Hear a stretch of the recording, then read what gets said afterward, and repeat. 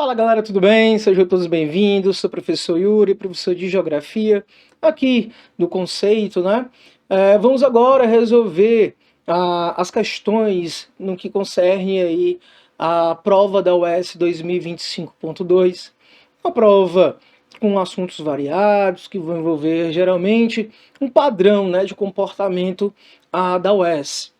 Questões que envolvam a capital fortalezense, né, a capital cearense, perdão, Fortaleza, que envolvam, né, também questões geralmente sobre geoesfera do Ceará e também outros assuntos mais variados. A UES ela segue esse padrão de maneira geral, então eu te convido, né, a estarmos junto comigo agora nessas questões que vão aparecer aqui. Então vamos lá. Para a gente poder ter base, nós vamos começar aqui nessa questão 31, que ela é muito interessante porque ela vai trazer um texto específico sobre um movimento que acontece aqui em vários locais, no que envolve as revoluções industriais. Então ele diz assim: as revoluções industriais resultaram de múltiplos processos entrelaçados, como a colonização ultramarina dos europeus nos territórios da América Latina, África e Ásia, a exploração da natureza, a escravização e desenvolvimento dos conhecimentos técnicos e científicos, os quais foram utilizados no processo produtivo capitalista. Vou grifar aqui os conhecimentos, principalmente técnicos e científicos, para podermos tomar como base as revoluções industriais que ocorreram. Quando nós falamos de revolução industrial, nós estamos nos mencionando principalmente em relação a uma mudança de produção, né? Nós fazemos um processo de transição naquilo que era artesanal e manufaturas para um processo, uma transição de uma maquinofatura. Isso foi o processo da chamada Revolução Industrial, bem específico, tá certo? Só que continuando, ele faz uma análise seguinte. No século XXI, tem se difundido a ideia de uma indústria 4.0, que reflete a forma como a tecnologia, sociedade, indústria e espaço geográfico se relacionam no mundo atual. Considerando o enunciado, é correto dizer que, bem, quando nós falamos principalmente de revoluções industriais, é interessante podermos pontuar a primeira revolução. A primeira revolução, chamada de Revolução Técnica, foi exatamente uma técnica produtiva. Ou seja, foi adotada essa maquinofatura.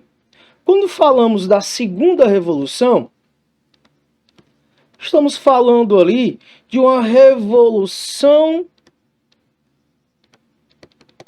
técnica científica, onde foi incorporado principalmente elementos no que envolvem química e física nessa produção. E a terceira revolução foi uma revolução no qual foi incorporado um desenvolvimento de novas tecnologias no que envolve a tecnologia da informação. Diante disso, nós temos o esboço do que levou, obviamente, a essas revoluções industriais. Só que ele menciona especificamente aqui a indústria 4.0. Essa indústria 4.0, típica do século XXI, ela vai ser uma indústria que vai envolver principalmente o arcabouço de informações que são coletadas de maneira geral e inteligências. Essa indústria 4.0 ela inicia na Alemanha. E a intenção dessa indústria, de maneira geral, era, obviamente, alcançarmos ali uma intenção entre eles, né? Principalmente, envolve a utilização de de inteligência artificial. Perdão, deixa eu só corrigir aqui. envolve inteligência artificial, envolve também, além desse recurso, a inteligência artificial, envolve também a utilização, por exemplo, de um grande número de informações que são coletadas, né, de maneira geral no sistema, né, principalmente de consumidores, definindo padrões, nós chamamos ali de Big Data. Assim como também foi utilizado nessa indústria de maneira geral a chamada a inteligência, né, a internet das coisas, perdão. A internet das coisas nada mais foi do que a conexão entre os elementos que vão se difundindo e automaticamente conectando elementos de maneira geral. Vai ser, por exemplo, um smartwatch conectado a um celular, mas vai ser também um aparelho produtivo conectado a outro, tentando identificar possíveis comportamentos de padrões até mesmo para prevenir alguma parada de produção dentro desse sistema. Dentro desse objetivo, existem algumas implicações, óbvio, né? Esse paradigma aqui dessa indústria 4.0, ela tem um objetivo. O objetivo principal dela, pegando todos esses conceitos, vai ser, entre outros, olha só, otimizar os processos em tempo real,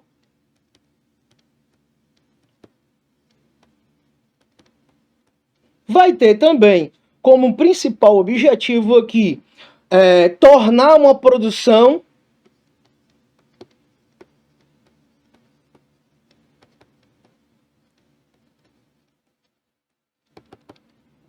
fragmentada e descentralizada. Por quê, professor? Olha, entenda. Essa produção descentralizada, de acordo com a Divisão Internacional do Trabalho, vai permitir até mesmo que tenha vários produtores, né, de produtos específicos que acabam sendo utilizados e aproveitados para montar um produto final. Esse processo esse processo completo, na verdade, tomando como base todos esses elementos que foram aqui incorporados. Diante disso, vamos analisar alternativa por alternativa. A indústria 4.0 não difere dos processos de industrialização precedentes, sendo apenas um melhoramento. Não, pessoal. Ele vai, obviamente, promover uma mudança, principalmente uma mudança de ruptura tecnológica, que vai ser ali totalmente incorporada esse sistema produtivo. B. A alternativa à inteligência artificial, IA, e à internet das coisas qualifica um novo paradigma da produção industrial com implicações inéditas no território. Com certeza, a intenção aqui desse território até mesmo é alterar essa organização desse espaço, perfeito? Está correto até então. Na produção, acabei de mencionar o processo de fragmentação descentralizada. Na circulação e na distribuição de mercadorias, sim, esse processo também vai ser otimizado, principalmente na ampliação ali dos transportes. E nas relações sociais, com certeza, principalmente quando essas transformações sociais e dessas relações vão implicar, por exemplo, em trabalhadores mais especializados, vai implicar principalmente nesse mercado que vai se modificar, né, esse novo operário. Então, de maneira geral, nossa alternativa correta é a B. Mas, continuando nossa análise, podemos fazer assim. A indústria 4.0 refere-se ao toyotismo. Esse modo de produção aqui, esse toyotismo, ele é um modo de produção especificamente da terceira revolução industrial, ou seja, aquela que promoveu principalmente o advento das tecnologias da informação, por exemplo, né, a fibra ótica, o microcomputador, entre outros. Já está errado. A circulação e o espaço geográfico são organizados para atender às demandas das pequenas empresas. Também errado. Aqui é para atender a demanda das grandes corporações empresariais. Alternativa D. A inteligência artificial substitui a necessidade de trabalho humano. nos espaços da produção, robotizando todas as cadeias produtivas. Não. Aqui, na verdade, teremos a necessidade de trabalhadores específicos, tá? Esses trabalhadores com novas habilidades, tá certo? Aqueles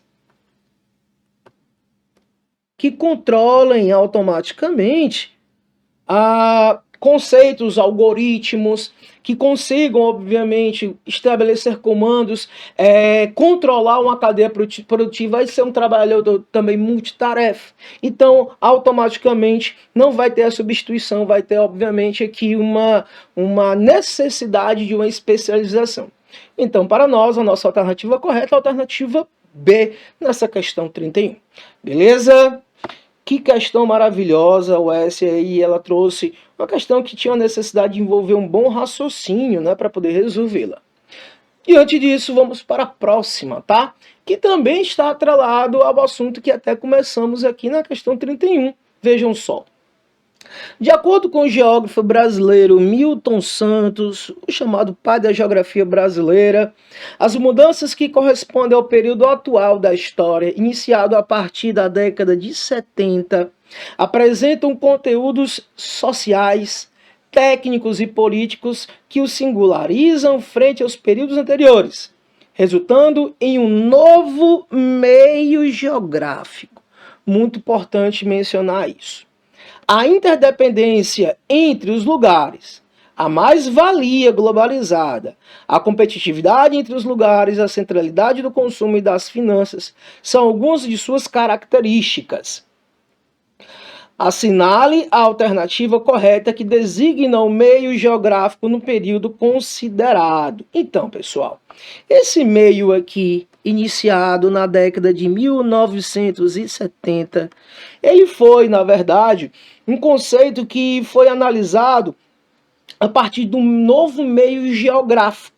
E esse novo meio geográfico, né, ele pensou em uma nova organização.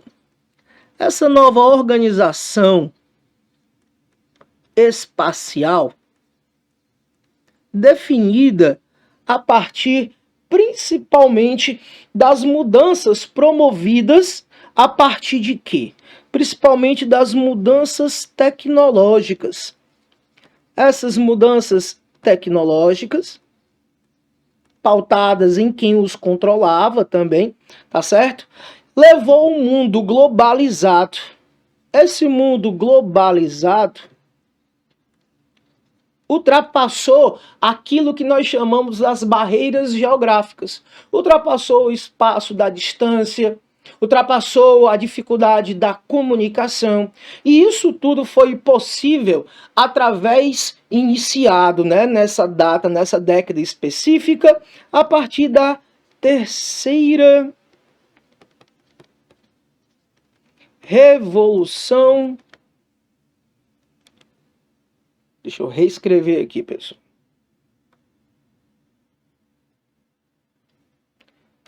A partir da chamada terceira revolução industrial. O que é que nós podemos mencionar aqui, né? De maneira geral. Essa terceira revolução, na verdade, esse mundo globalizado, como foi mencionado por Milton Santos, iniciado ali a partir da década de 70, ele promoveu uma ampla conexão.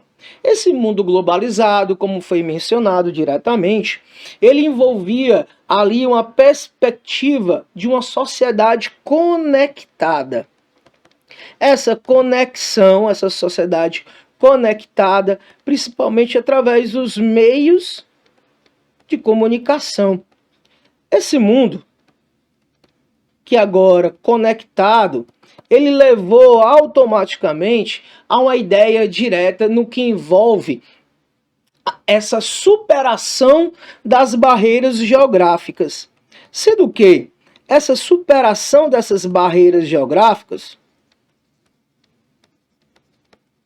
superação das barreiras geográficas, eram controladas por aqueles que detinham as tecnologias. Essa tecnologia, no qual nós estamos mencionando, que levou a uma situação, principalmente no qual o texto menciona assim, ó, interdependência, uma relação conectada, direta entre esses atores. Uma mais-valia globalizada, estamos mencionando aqui uma fragmentação produtiva. Quando fala de competitividade entre os lugares, estamos falando principalmente de locais que vão tentar, de alguma maneira, atrair investimentos, né, para os seus locais, para esses espaços. Quando nós falamos de centralidade do consumo e das finanças, estamos falando principalmente de que essas finanças, esse consumo e essas finanças, elas vão estar aí diretamente relacionadas ao domínio do território que vai ser influenciada pelos demais atores, aqueles que detêm o controle tecnológico. Diante disso, essa modificação utilizada, ela vai partir da terceira revolução industrial. E quem é que vai permitir isso, né? Qual vai ser o elemento que vai surgir dessa terceira revolução industrial? O elemento que surge dela vai ser os chamados produtos de TI. Professor, traduz para mim aqueles que vão envolver as tecnologias da informação.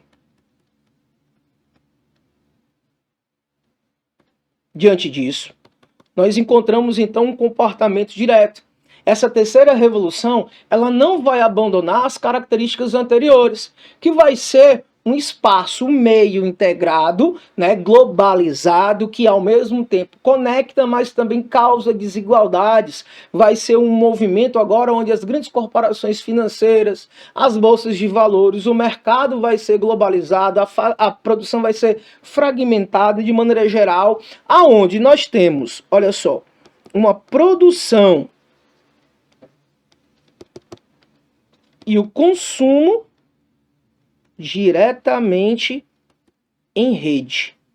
Diante dessas características, o meio que foi pensado por Milton Santos dentro dessa análise, ele envolve diretamente características, né, da informação e dos elementos que estruturam esse próprio espaço tecnológico. Diante disso, ele vai ser um meio que não vai abandonar as outras mudanças que ocorreram nas revoluções passadas. A primeira revolução, intitulada como meio tecnológico. A segunda revolução foi a ciência incorporada. É o meio científico. E a terceira vai ser aquela onde as informações, os produtos gerados, a fibra ótica, os microcomputadores serão desenvolvidos. Então vai ser um meio informacional. Nessa grande característica, então, a única que nos responde como alternativa correta vai ser a alternativa C, meio técnico, científico e informacional. Espero que vocês tenham gostado da nossa análise dos elementos que compõem, principalmente utilizado aí na década de 70. Essa variação vai levar, obviamente, ao mundo contemporâneo que nós nos inserimos. Diante disso, vamos dar uma continuidade, vamos analisar as próximas questões. Chegamos aqui à questão 33, olha só. Uma questão bem pertinente e que já traz algumas características interessantes, tá? Aqui ele vai falar de um texto específico no qual vai mencionar chuvas ocorridas diretamente aqui em Juazeiro do Norte. Estamos falando diretamente de problemas ambientais, né? Então vamos lá, problemas, só para a gente poder destacar aqui. Problemas ambientais, né? Problemas ligados a problemas de alagamento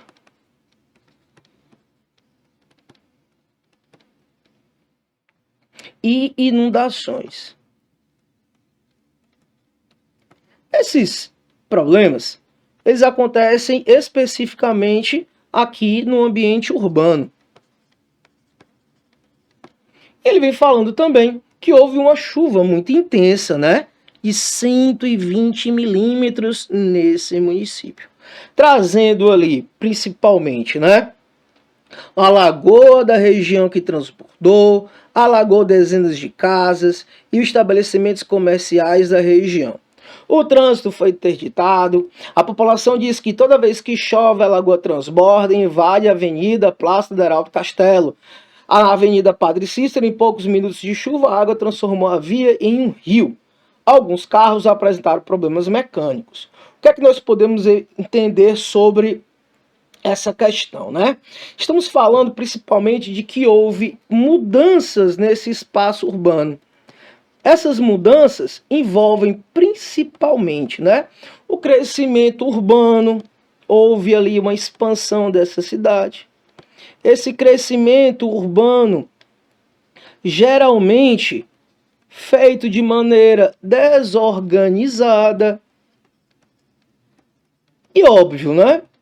Essa característica também vai refletir em que situações? De que os problemas ambientais do passado, eles não vão ter o mesmo impacto na atualidade. Por quê?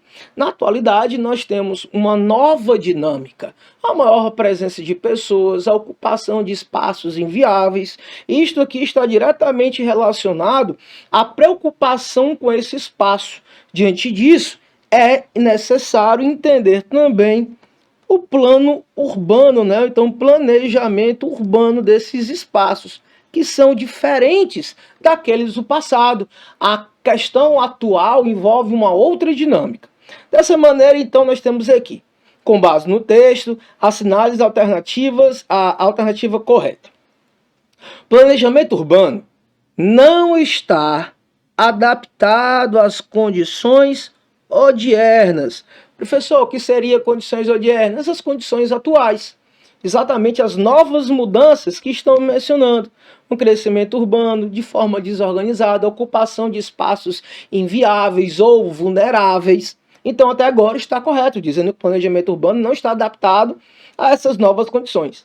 E precisa levar em consideração as mudanças climáticas. Como assim as mudanças climáticas? Como ele vem mencionando, as mudanças climáticas que vêm ocorrendo vêm fazendo certas transformações que até então não eram alcançadas. Aumento de precipitações, períodos maiores de estiagem, temperaturas mais elevadas. Isso tudo são comportamentos que estão acontecendo. E os planos urbanos atuais, elas não estão caminhando de acordo com a necessidade que vem acontecendo na atualidade. Então, por enquanto, está acontecendo. Sob pena de os problemas de alagamento e de inundações continuarem afetando a vida de milhares de pessoas, encontramos a nossa alternativa correta. Aqui, ele fala diretamente das consequências ligadas a esse processo.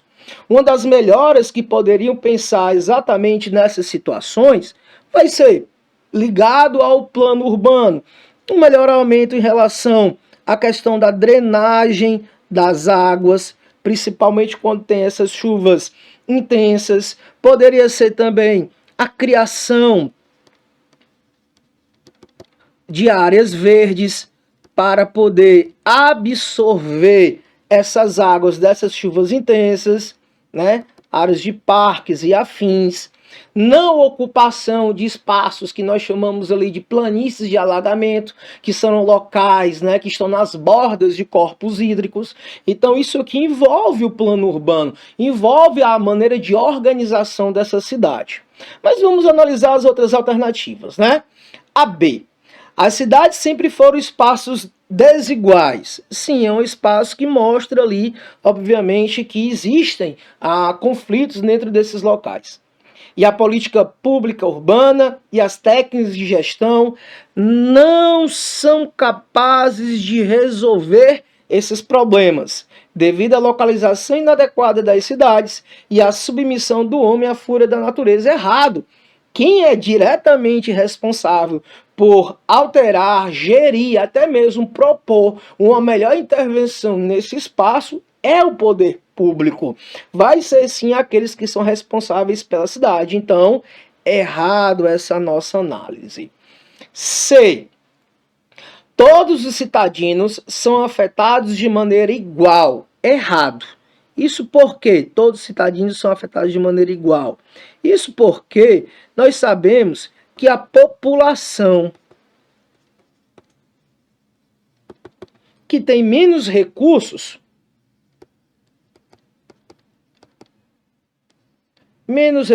financeiros, vai ser uma população ali mais vulnerável. Uma população vulnerável a essas mudanças, porque elas não terão, obviamente, recursos para poder ali ultrapassar as barreiras, ultrapassar as problemáticas encontradas por falta dessa organização. E é justamente essa população que precisa do poder público, né, para poder ali poder organizar esse espaço de convivência. Continuando. Em processos de alagamentos e de enchentes, independentemente de classe social, de raça e gênero. Totalmente errado, principalmente porque nós compreendemos que essa população mais pobre ela vai ser mais vulnerável e que envolve também outras camadas, né? Principalmente a população que historicamente ocupa esses espaços vão ter também um padrão. Alternativa D. As prefeituras e os governos estadual e federal não são responsáveis pelos problemas decorrentes das chuvas, pois eles ocorrem devido à ocupação de áreas de risco e de espaços vulneráveis pelos mais pobres. Pois é justamente esse problema. A ocupação dessas áreas de risco foi exatamente pela falta da presença desses governos em gerir melhor esses espaços. Dizer que eles não têm responsabilidade é tirar deles aí aquela responsabilidade em relação à prevenção desses desastres, que são diretamente estes que foram colocados no poder para poder melhor organizar e gerir a vida, tanto citadina como também da população que está diretamente nesses espaços. Então, para nós, a nossa alternativa correta é a alternativa A. Esse planejamento urbano não acompanha essas mudanças que são típicas aí dessas novas décadas. Beleza? Espero que vocês estejam gostando aí, pessoal. Alternativa correta é a alternativa A. Na questão de número 34, encontramos aqui uma dinâmica muito interessante, tá? Entendemos um texto aqui, vou ler com vocês e vou destacar alguns pontos, tá certo?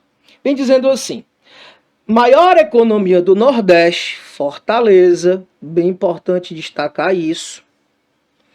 É também o maior paraíso nordestino para quem aprecia shopping centers. A cidade cearense possui 13 shoppings e lidera o ranking regional do setor, conforme aponta o Censo Brasileiro de Shopping Centers, elaborado pela Associação Brasileira de Shopping Centers. Considerado o total de 22 empreendimentos do Ceará contabilizados pelo censo, Fortaleza concentra mais da metade. Em segundo lugar do ranking, no Nordeste, está Salvador, com 11 centros comerciais. A terceira posição pertence a João Pessoa, com 7 shopping centers, com mais de 400 mil metros quadrados de área bruta locável, ou seja, espaços destinados às lojas, restaurantes e demais operações comerciais. Fortaleza possui equivalente a 60 campos de futebol em shopping center.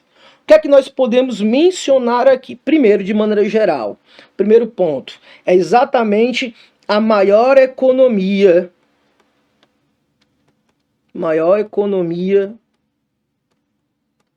regional, ou seja, Fortaleza vai ter um destaque no Nordeste. Isso é um ponto. Segundo ponto que nós temos que compreender, né? Essa liderança nesse setor de shoppings, tá certo? Essa liderança no setor de shopping vai refletir uma coisa. Que coisa é essa? O forte desenvolvimento econômico. Forte desenvolvimento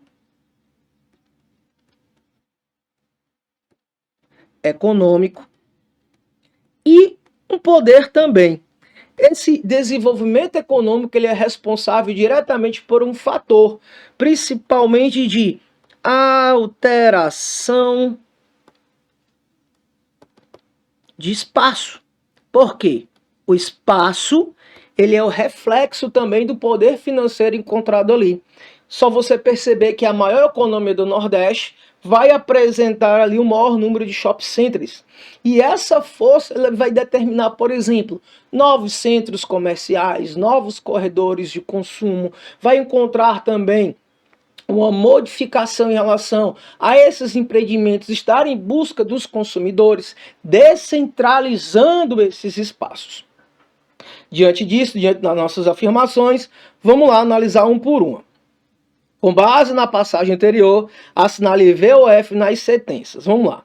A difusão dos shopping centers no território brasileiro revela a inserção do país na sociedade do consumo. Sim, isso é verdade. Nós estamos nesse processo, tá certo? Principalmente porque nós estamos acompanhando uma tendência. Essa tendência é uma tendência internacional. Vejam só, nós estamos acompanhando uma tendência de um mundo globalizado, obviamente de busca de novos mercados, ampliando o alcance da lógica da globalização nos mais diversos espaços. Corretíssimo aqui a nossa afirmativa até então. Nós temos que esse poder financeiro ele vai em busca, né, principalmente de alcançar essa nova lógica que é influenciada diretamente por essa globalização que vai mudando. E essa globalização é interessante você perceber que ele é um instrumento, né? A globalização ela favorece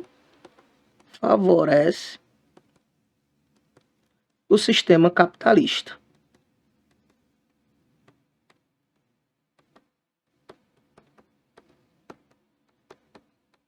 Ótimo ponto. Afirmativa correta.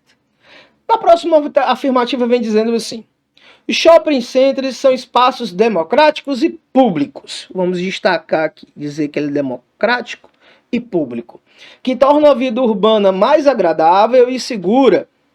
E todos têm acesso ao consumo dos mais diversos produtos, das mercadorias e dos serviços, independente de classe social e renda. Pessoal, aqui nós temos uma afirmativa falsa. Principalmente porque, né? Embora seja um espaço de lazer, embora seja um espaço diretamente de consumo, ele não vai ofertar, né? Primeiro, de que não é público, é particular, não é público, é privado. Primeiro ponto. Segundo, esse espaço aqui vai demonstrar uma diferença de consumo, né? Então, automaticamente, esse acesso igualitário, né, não vai ser garantido porque o poder de compra não é o mesmo. Da sociedade, ela não é o mesmo, então vai ter diferenças, então não vai ser amplamente um espaço democrático. De acesso, pode até ser, de consumo, não.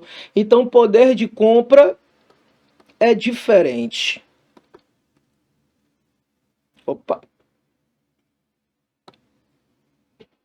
É diferente. Pronto. Na terceira afirmativa, vamos lá. A lógica da sociedade de consumo se materializa na expansão de novos espaços comerciais. Olha só, perfeito. Até agora que nós afirmamos. Como os shopping centers, aumentando as clivagens sociais. Perfeito. Professor, o que são as clivagens sociais? As classes, né? As diferenças entre essas classes. E produzindo efeitos perversos na vida urbana, como a reprodução dessas desigualdades. Perfeito. Por quê? Esse processo vai levar exatamente a uma exclusão e também nós temos que ter uma dimensão de que a população não tem o mesmo poder de compra. Não é um poder igual. Se ele não tem um poder de compra igual, então o que é que nós temos nesse processo? Nós temos uma reprodução das desigualdades urbanas, típica desse espaço que vai ser um espaço de conflito, né? A cidade, o espaço urbano vai ser um local ali que dá para você perceber através da paisagem espaços de melhores desenvolvimentos e aqueles que faltam ainda alcançar uma melhor infraestrutura. Então, até agora, tudo verdadeiro. E para terminar a nossa última afirmativa, temos aqui: Os shopping centers retratam a descentralização de atividades econômicas. Corretíssimo, né? A busca de novos corredores, tá certo, de comércio e de serviço, modificando a estrutura espacial da cidade e tornando mais complexo o espaço urbano em termos de atividade terciária do trabalho e do consumo. Vamos lá, pessoal. Tá corretíssimo também. Por quê? Nessa nossa afirmativa aqui, nós entendemos uma nova reorganização do espaço. E essa reorganização desse espaço reflete também uma nova reorganização do consumo. E esse aqui vai, obviamente, acompanhar, né, uma influência em relação ao desenvolvimento econômico dessas cidades, refletindo diretamente de que essas novas atividades serão implementadas em novos espaços. O trabalho vai ser modificado também, o tempo que vai ser de acordo também com esses espaços, e o consumo, né, que vai sair desses grandes centros e agora vai estar distribuído por novos espaços. Então, essa afirmativa está totalmente correta. Para nós, então, vai ser a alternativa C como gabarito correto da questão de número 34. Excelente questão também que envolve, né, principalmente ambiente urbano, desenvolvimento comercial desses espaços. Aqui chegamos à questão 35, olha só. Essa questão 35 que ela vai falar principalmente de uma característica, a formação de solos. Vamos lá, vamos analisar essa questão aqui. Olha só.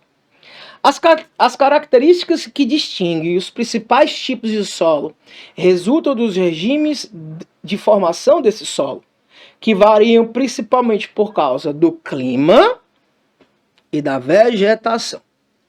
Em uma larga escala de generalização, diferenças climáticas produzem três regimes principais: laterização, podisolização, calcificação. Dessa forma, a laterização ocorre em regimes. Ele quer saber principalmente a laterização. Vamos lá, pessoal. Vamos fazer primeiro uma diferenciação, tá? Laterização, podisolização e a calcificação. Vamos lá. Laterização, pessoal, ele está mais para um processo em que vai ocorrer em ambientes quentes e úmidos. Isso aqui é um fato, né, que marca diretamente a sua característica, levando geralmente a um processo de lixiviação desse solo. Perfeito? Quando nós falamos de podisolização, nós estamos falando de ambientes que geralmente são frios e úmidos, que vão formar, obviamente, uma característica podisólica. E quando nós falamos de ambiente de calcificação, nós estamos falando de ambientes áridos e semiáridos,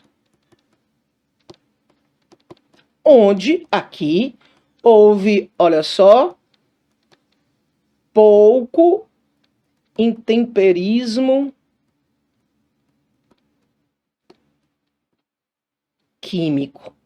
E por que mencionar o intemperismo químico? Porque você já bem sabe que o intemperismo químico ele é um intemperismo ali diretamente associado à água, à infiltração dessa água nesse solo, à dissolução do material encontrado ali dentro, que vai, obviamente, corroer essas rochas, formar novos solos também. Então vamos tentar encontrar algo que esteja relacionado a climas quentes e úmidos que envolvam a lixiviação desse solo. Alternativa A. Ocorre em regimes de climas tropicais úmidos, olha só, e subtropicais, como resultado de altas temperaturas e de precipitação abundante. Pessoal, encontramos nossa alternativa correta de cara à alternativa A. Mas vamos tentar entender por que as outras não são. B. Principalmente em médias e altas latitudes, em que o clima é úmido, com verões curtos e frescos, invernos longos e severos.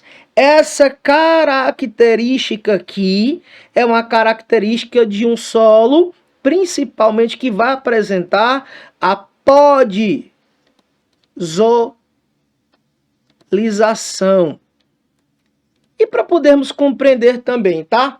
A lateralização desse solo, geralmente ele vai ocasionar o quê? Só para poder complementar nossa informação. Uma oxidação do solo. Uma oxidação do material ferruginoso, metálico encontrado no solo, beleza? Então vai alterar a química desse solo, vai ter toda uma influência, por isso que ele vai ocorrer mais nesses ambientes. Já a característica dessa alternativa B é da podisolização. C. De climas úmidos, em regiões onde a evapotranspiração supera significativamente a precipitação. Aqui, pessoal, também vai estar errado, né? A lateralização não é um ambiente que vai ocorrer a evaporação maior do que a precipitação. Na verdade, é o contrário, tem que ter maiores níveis de precipitação. Por isso que essa alternativa C está errada. E a alternativa D, de clima extremamente seco e deserto, aqui eu estou desértico, aqui eu estou falando de baixa umidade, onde a evapotranspiração supera muito a precipitação. Aqui nós estamos falando principalmente de ambientes que vão ser de uma característica de calcificação. Então, não vai ser a nossa característica que responde à necessidade do desenvolvimento da laterização, beleza? É um ambiente aqui, por conta de baixa umidade, que vai ser um ambiente pouco intemperizado. Então, automaticamente, a nossa alternativa correta é a alternativa A, que vai ser quente e úmido, que vai motivar, geralmente, processo de lixiviação e oxidação do solo, né? Tornando ele vermelho, vai tornar aquele solo ali ferruginoso, vai tornar aquele solo ali geralmente com características químicas mais elevadas, que aí vai causar uma série de problemas. Então, para nós, a nossa alternativa correta é a alternativa A. Dessa maneira, seguindo aqui, vamos para a questão de número 36, te convido a analisá-la. Uma alternativa bem interessante, vamos analisar texto por texto. Vamos lá. Em virtude das distintas características físicas, sociais e econômicas, tem que ser mencionado, que apresenta em seu território, a região nordeste do Brasil se divide em 4 sub-regiões. Vou tentar desenhar aqui o nordeste, a grosso modo, para a gente poder se basear, que ocupa, né, em 4 sub-regiões, cada uma com extensão e identidades próprias. Há uma sub-região que ocupa uma faixa que vai desde a Bahia, ou seja, do sul, até o Rio Grande do Norte, ou seja, vai estar dessa região até a Bahia. Cujo solo é essencialmente pedregoso, onde a vegetação é predominantemente rala e pequena, e que nas áreas altas há maior umidade, onde os terrenos são mais férteis e ocupados por minifúndios, com predominância das culturas de subsistência e da pecuária leiteira. Vamos lá, pessoal. De maneira geral, vou até dividir logo aqui para a gente poder visualizar. Esse litoral ele vai ser marcado por uma sub-região intitulada como Zona da Mata, e vai apresentar principalmente a presença ali da Mata Atlântica, que foi amplamente utilizada no período colonial, até mesmo para aproveitamento da plantação de cana-de-açúcar. Então, esse ambiente aqui vai apresentar um solo extremamente ali fértil, um solo de massapê, e que foi amplamente aproveitado porque houve um desenvolvimento econômico muito forte aqui na região Nordeste. Se ele está mencionando que esse solo aqui é pedregoso, a vegetação geralmente é rala e pequena, não são características típicas da zona da mata, então não pode ser a alternativa D. Na outra parte, que toma grande espaço aqui da região Nordeste, nós estamos falando de uma porção central que vai ter a presença principalmente da caatinga. que vai ter um espaço diretamente mencionado por um clima semiárido, que vai ter também uma vegetação de características xerófila, que vai ter principalmente uma característica que envolve uma criação de gado. Sim, mas essa criação de gado voltado principalmente para o corte, ou seja, para a produção de carne, tá? E aonde teve também o desenvolvimento de algumas fazendas, né, ao longo do decorrer do caminho de alguns rios. Essa região aqui, uma dessas sub-regiões, vai ser exatamente aquela chamada de sertão. Então não pode ser a alternativa C. Sobrou duas, né? Vamos ver quem é que se destaca. Essa região aqui que eu estou destacando para vocês vai ser uma região de faixa de transição entre o sertão árido, o sertão ali que vai ter uma presença de uma vegetação de caatinga, né, de um clima semiárido, e a oeste do Brasil, a presença da floresta amazônica úmida, tá certo? Bem desenvolvida. Essa região aqui vai dar destaque ao surgimento de uma vegetação específica chamada Mata dos Cocais. Geralmente com um clima mais úmido do que o próprio sertão. Então, automaticamente aqui, essa região ela está no meio do caminho para se alcançar a região norte. Estamos falando então da região meio norte. Então, não vai ser a alternativa B também. Quem que sobrou para nós aqui? Essa região, tá certo? Que vai ser chamado como o Agreste. Uma região que vai ser exatamente o quê? Uma zona de transição. Essa zona de transição vai ser uma zona de transição entre, principalmente, né, a zona da mata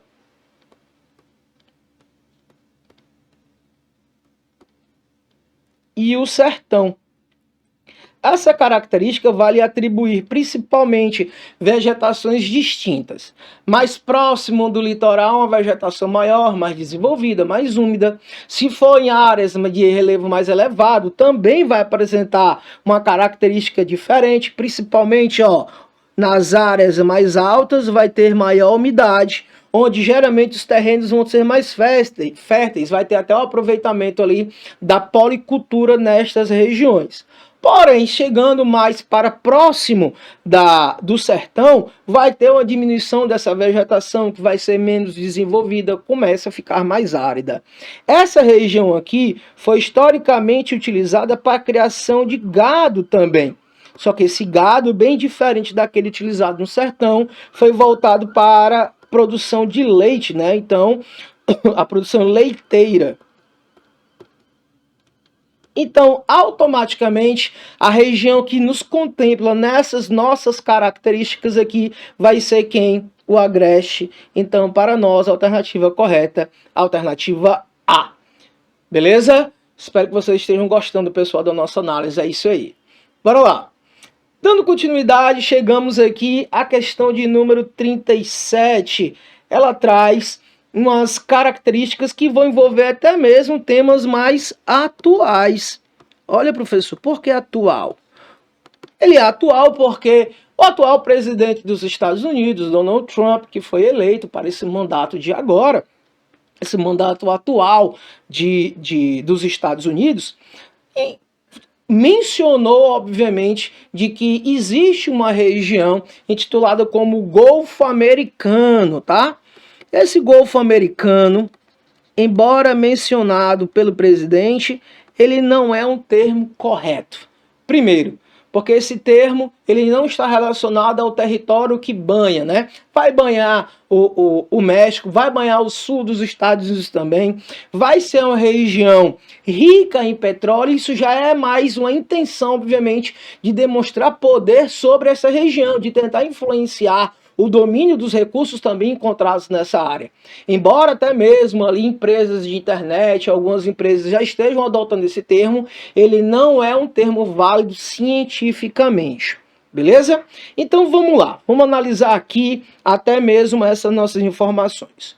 Considerado o maior golfo do mundo, está cercado por terras e águas da América do Norte e da América Central.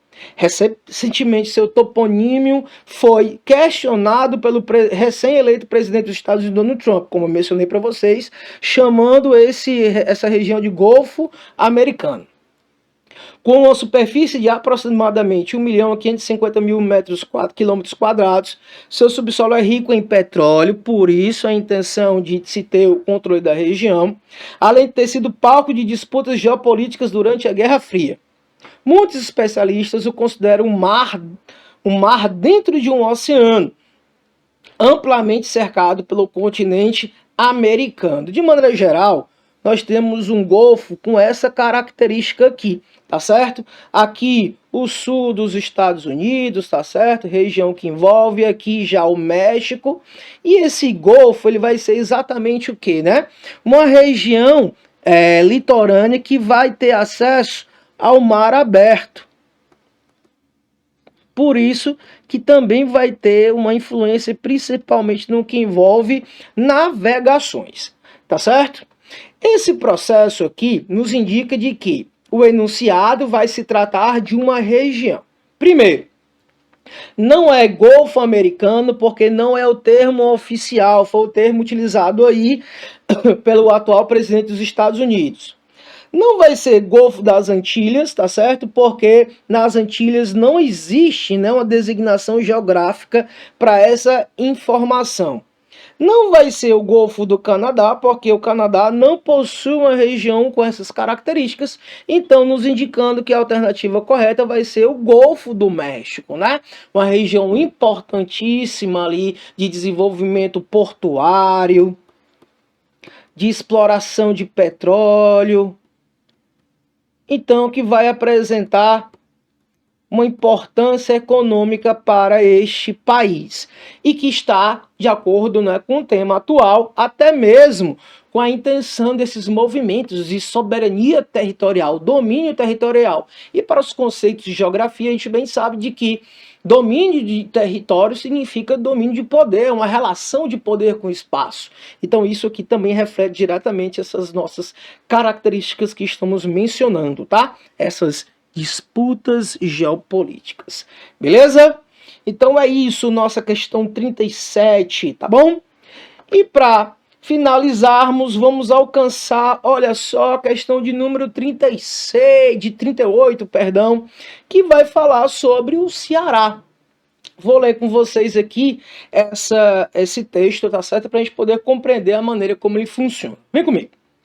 O relevo cearense e do Nordeste setentrional brasileiro, ou seja, professor, o que é setentrional? Setentrional significa norte, ou seja, está falando da porção norte brasileira. Teve sua origem na ruptura e dispersão do supercontinente Gondwana, que é que nós podemos entender aqui. Nós estamos falando de um espaço de separação continental, né, no Cretáceo, e que originou o Oceano Atlântico. Para podermos compreender de maneira mais fácil, vou fazer um desenho aqui a grosso modo para que possamos entender aqui a América do Norte. Deixa eu desenhar de maneira mais visual para vocês. Vamos lá. Aqui a região da América do Norte, aqui de maneira geral nós temos a América do Sul. Perfeito. Aqui, de maneira geral, nós temos o distanciamento hoje do que seria aquilo, né? O que envolve o continente africano. Perfeito. Essa junção entre esses dois espaços nos faz entender de que esse Oceano Atlântico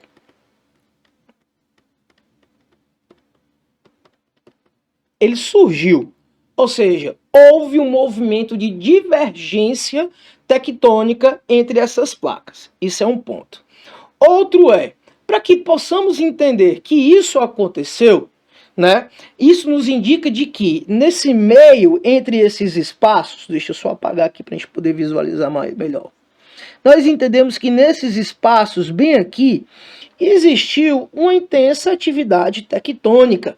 Significa que no meio dessas duas placas, cada um para um lado, ou seja, houve um afastamento, houve uma atividade tectônica intensa. Aqui no meio, nós temos um hot spot. Isso aqui é uma informação geográfica e geológica.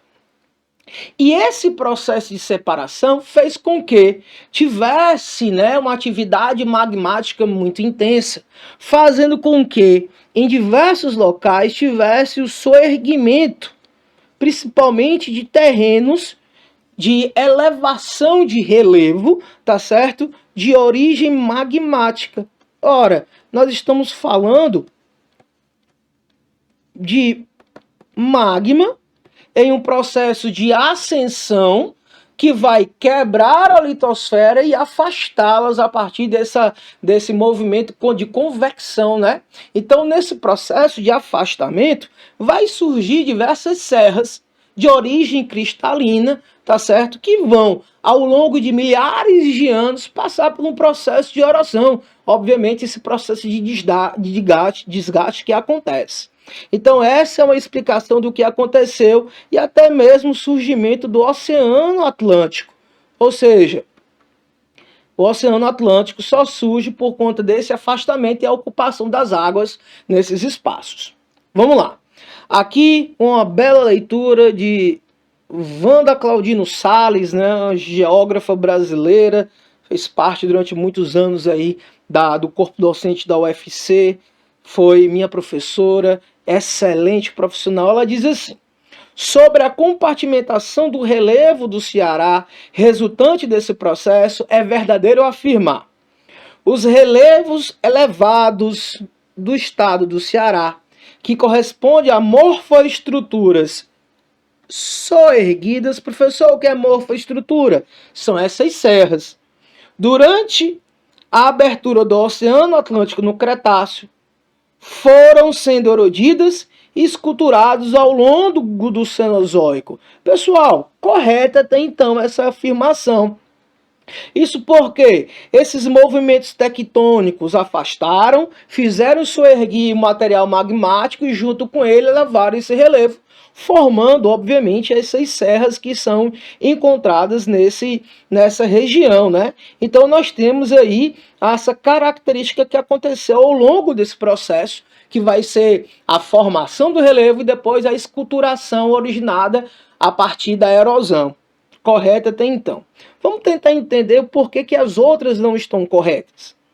A superfície sertaneja, antes conhecidas como depressão sertaneja, representa a zona ocupada pelos depósitos cenozoicos da formação Barreiras, dispostos ao longo da zona costeira. Vamos lá, pessoal. Essa formação sertaneja conhecida como depressão, na verdade, ela é mais interiorana, tá certo? Ela se encontra na parte interior e não nessa formação ao longo da zona costeira, como foi mencionada, tá certo? Então não representa diretamente aqui uma dessas atividades encontradas por conta dessa atividade tectônica como foi mencionada. Beleza? Alternativa C. Os maciços cristalinos, soerguidos no Cretáceo, são formados por rochas sedimentares. Errado! As rochas que são dessa característica são rochas cristalinas ou ígneas, né?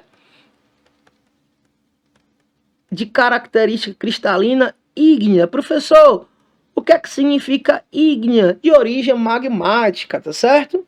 Resistentes e se distribuem ao longo de todo o território cearense, com altitudes que, em geral, não ultrapassam os 1000 metros, tá certo?